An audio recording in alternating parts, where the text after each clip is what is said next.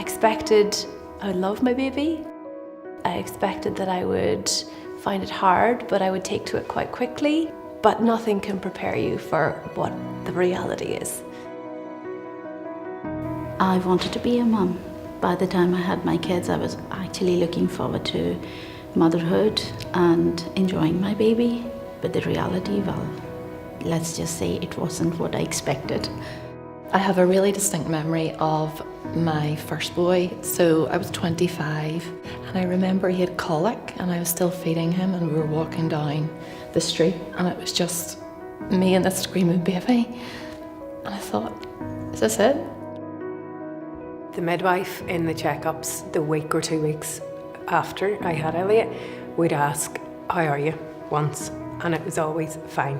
And inside I was like, please ask me more, ask me, am I really fine? All I knew was myself. My husband said goodbye in the morning, went to work. It felt there was a kind of loneliness and I didn't know to talk about my struggles. Everyone is so unique and so different that, some people take to it like a duck to water, and that's great. And I'm really envious of these people when I see them just picking it up and going with it, and they're real natural earth mothers. But then some of us just really overthink things. Your emotions and your feelings are just on such a wider spectrum. You can go from being ecstatically happy to being absolutely devastated in a matter of moments, because the gravity of what has happened and what you've done and what you are doing is so great.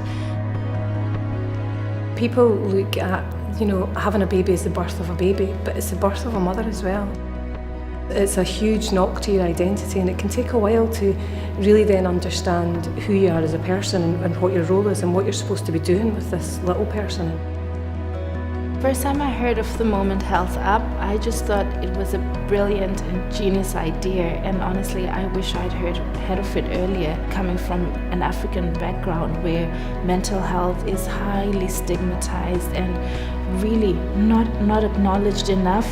Having such a tool, that can allow you to be able to assess your own mental health and take care of yourself in that sense is just life-changing. I felt clueless and powerless as a mum. I had no idea what was wrong with me and I had no idea how to fix it.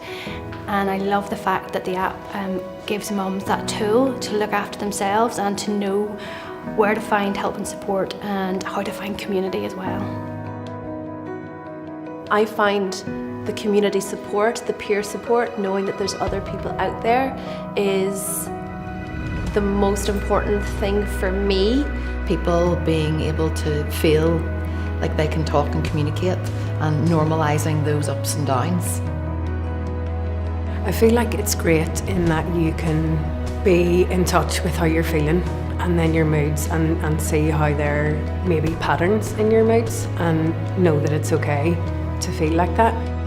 The questions, they brought out sort of true feelings. I suppose if you've been asked, how do you feel today? Oh, I feel happy.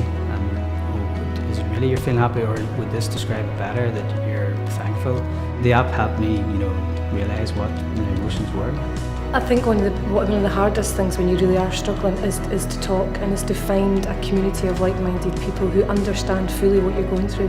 Whether that's they've just had a baby 6 weeks ago or their baby's 6 years old, you can tell a doctor whatever you like, but when you've got something that's just you and you're just sitting there, there's a real honesty about that, a real kind of authenticity that you can have. There are no limits, and it's a really exciting time to be able to reach people in their homes and for phones to have a positive impact rather than it being a negative suction. It's a great tool and one that I benefit from.